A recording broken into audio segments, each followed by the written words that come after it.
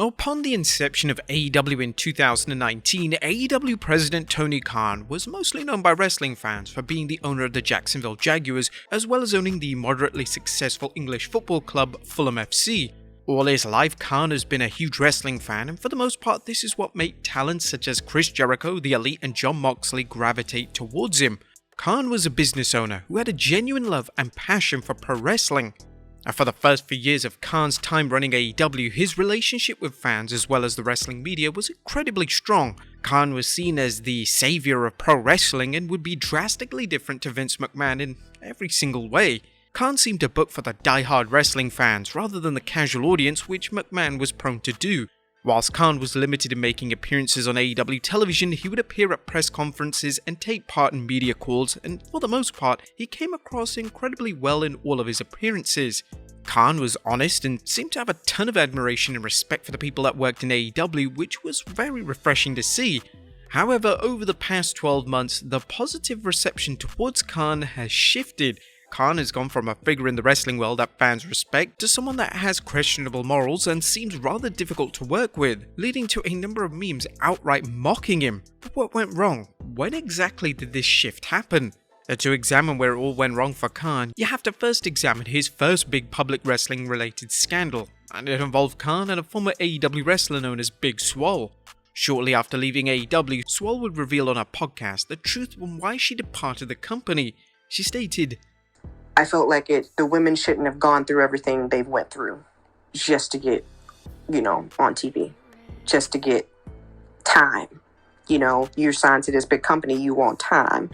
All these men are getting time, but, the women weren't getting anything, or you're not putting people on TV because, more people have come in. Okay, there's more people coming in, but you don't have enough product for all these people. These comments didn't exactly surprise fans, as they aligned with what fans were thinking. AEW's women's division isn't exactly the best, and Khan has promised improvements will be made to how the women in the company are presented, but these have never materialized. Khan has brought in a number of high-profile ex-WWE stars, including Ruby Riott, Ember Moon, Toni Storm and Paige, but whether these have improved the division or not is a topic for a completely different video. Swole would address the lack of black female stars in the company. There's no representation, truly. And when there is representation, it does not come across in the black community as genuine at all. And I feel like I don't know why everybody's just so either afraid to accept it or either afraid to say it, but it's just not a good look. What happens is you have this wonderful company that treats people like family, but there's nobody that looks like me that is represented at the top. They're not in the room with them.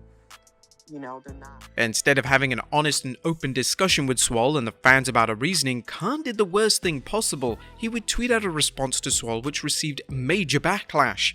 Khan tweeted, "The top 2 AEW execs are brown, me and Mega.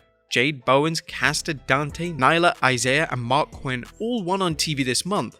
The TBS title tournament has been very diverse. I let Swole's contract expire as I felt her wrestling wasn't good enough." Khan hadn't just used Swole's genuine struggles to promote AEW Rampage, he had also completely ignored her criticisms and instead justified his own rationale for letting her go. It was a terrible look for Khan and AEW, and things would only get worse. Fans and fellow wrestlers, including Lio Rush, will call on Khan to apologize as his comments were hurtful and insensitive. In relation to Swole, she would reveal that she found Khan's response heartbreaking. The majority of fans were once again firmly on Swole's side and offered any kind of support they could. Fast forward to almost a year after the incident went down, and Khan has yet to reach out to Swole and offer an apology. In a shocking turn of events, Lio Rush would reveal that Khan had reached out to him and the duo were working together to make positive changes to AEW. This was completely backwards, and it was truly baffling how Khan had decided to completely ignore Swole and alienate her from the discourse. Following the social media saga with Swole, fans realized that Khan wasn't who they initially thought he was. It was clear that Khan was always going to defend his viewpoint and decisions, and if he was criticized in any way, Khan was never going to admit defeat. From this point on, it was as if every decision and statement Khan made was examined through a lens, and thanks to fans changing the way they viewed Khan, a lot of his decisions and statements received backlash. Since the inception of AEW, Khan has constantly referenced WWE and how he believes that AEW is the superior product. Well, that's just fine, as it's just Khan trying to create buzz for his product. But when Khan seemingly mentions it every single tweet or every media interview, it's getting exhausting and fans quickly lose interest in what makes WWE versus AEW a fun yet fictional war. Elements of Khan's personality and management skills come across as unhinged. All you have to do is look for evidence of this in Khan's Twitter timeline. Khan is constantly breaking down AEW ratings and hyping each show as the biggest show of all time, and this has grown tiresome and resulted in fans no longer buying into his hype. One of the most infamous incidents in AEW history took place following the All Out press conference in 2022. This incident brought into question just how fit Khan was to run a company of the nature of AEW and made fans question if Khan was in over his head. Following the press conference, AEW World Champion CM Punk got into a physical confrontation with the Young Bucks and Kenny Omega. The Elite was suspended indefinitely pending further investigation. But in relation to Punk, his punishment was kept strictly under wraps. Punk was injured during the All Out pay-per-view, so it was almost as if Khan believed that to be Punk's punishment. Khan insisted that an internal investigation was underway surrounding the whole debacle, but there were reports that the investigation had fallen through, and Khan was getting advice in relation to the next steps. It was a total mess and made Khan look incompetent. When news of this first surfaced, one of the things fans mentioned was how Cody Rhodes clearly saw the writing on the wall. Rhodes departed AEW in early 2022, and whilst he didn't directly mention Khan as the reason he left AEW, it seemed kind of strange that Rhodes departed from AEW before the company turned into complete chaos. Evidently, there's also been a recent shift which has seen Khan lose a ton of respect within the wrestling world, but this has transferred over to Khan's other ventures, as on 10th October 2022, Fulham FC posted a graphic on Twitter wishing their owner a special birthday greeting. Now you'd expect this tweet to have comments from Fulham supporters sharing their own birthday greetings, but wrestling fans completely hijacked the tweet as 90% of the replies were wrestling related memes.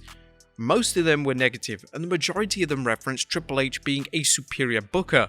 This was a PR disaster for Khan, and now we're officially at the stage where Khan's bizarre antics have turned him into a comedic meme. Whether it's him shouting boisterously at a show, or choking on his own water, he's become a joke. Now, upon asking wrestling diehards what their issues with Khan are, they may reference how Khan is seemingly obsessed with hiring every ex-WWE talent he can. Khan will then promote this wrestler as if they're the biggest thing in the world, book them accordingly for a week, then forget about them forever. This style of booking never works, and it results in talents getting completely lost in the shuffle. Former WWE stars Andrade and Miro have used their public platforms to criticize Khan and his poor booking, but sadly this doesn't seem to get through to the AEW president. The most recent incident surrounding Khan was his interview with Ariel Helwani. Helwani is one of the most respected interviewers and journalists around, but the interview between the two was awkward and uncomfortable to say the least. Khan was reluctant to give Helwani any meaningful answers and seemed to have his mind elsewhere. A few days after the interview came out, Helwani called the interview one of the most frustrating interviews he's ever done, which is saying something as Helwani has literally interviewed every top star in wrestling and MMA. The change in public perception to Khan has gradually altered over a number of months. Khan's actions certainly haven't helped, but this has also been combined with the retirement of former WWE chairman Vince McMahon. With Triple H taking over the reins of WWE Creative, the WWE product is getting universal acclaim by fans, and Triple H is someone that fans love and respect, and this is likely to never change. Khan has gone from the golden boy of the pro wrestling industry to someone who's ridiculed and mocked by fans. Can Khan turn this reception around? It's possible, but Khan has to address the issues with his company and his own behavior to truly change the negative discourse surrounding him. Well, what are your thoughts? Let us know in the comments down below, and I'll see you next time with some more wrestling content.